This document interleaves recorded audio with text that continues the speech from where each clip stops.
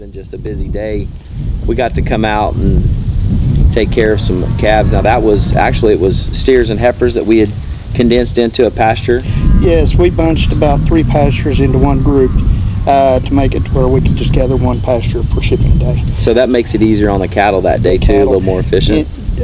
Efficiency is a big thing here, and trying to keep the cattle quiet and just be as efficient as we can so we can maintain our weights on our cattle. Well, it kind of made sense. I mean, easier on the cattle, easier on the cowboys. I mean, you guys had to, you know, go in at that point. And so I noticed as that day we were out, we still kind of had to gather them up as well because we were still in a pretty good sized pasture. Yes. How big was that pasture that we were in that day? That pasture was a little smaller. It's probably 400 to 500 acres. In that, how many cattle? We had bunched over a week's time about 483 head of cattle in that pasture. 43, and there were cows, steers, and heifers. Yes. We gathered them. We had to drive those cattle about 3/4 of a mile, and we wanted to do it at a walk. Yeah. Not a short lope. No, not a short lope this time. Not a short lope. No coyote. And I asked you, I was like, is this the closest to a true cattle drive that we could get? And you kind of mentioned it was for me, right? Is that, I mean, yes. We've actually, we had 483 in that group. We've done as many as 1,000 head cattle in one group. Wow. It just takes more time to do it. And the heat that we've got right now, we've got to be able to be as efficient as we can. Yeah. So we cut it down to where we're loading out about 2 semi-loads of steers a day. And that's optimal. That's kind of what you want to do. And I noticed when we got them into those pens, then you kind of had to separate them. So what were you separating? We have to split the calves off of the cows. Okay. And we basically, in the video, you'll see about 3 groups of guys splitting cows off calves. Yeah. Basically, just push the cattle to a corner, and the cows will naturally want to fall off there. They'll turn around and want to. Yeah, I noticed. So Kojak, he was face to face with a few of them a couple times. I noticed that. Yeah. And then basically, so then you just kick the cows and the heifers out. Yes. And you ship steers that day. Yes. Basically, we split the calves off the cows.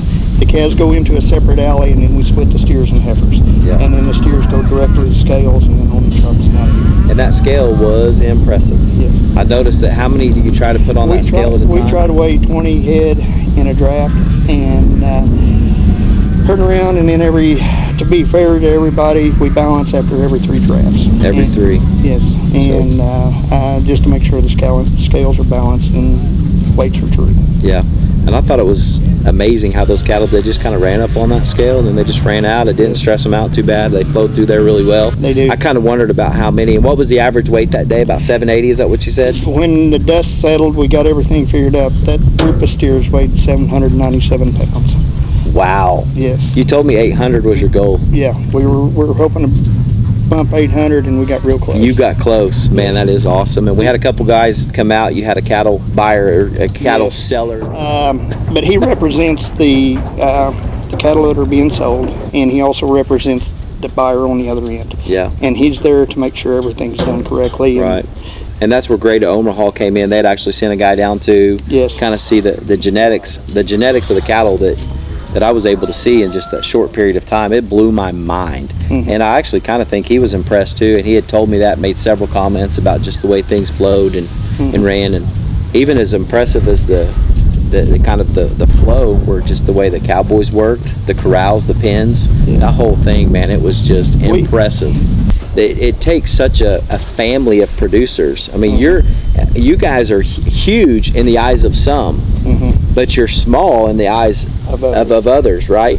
Even within the small operation to the large operation, the cattle industry as a whole, it's just a family of local. It is.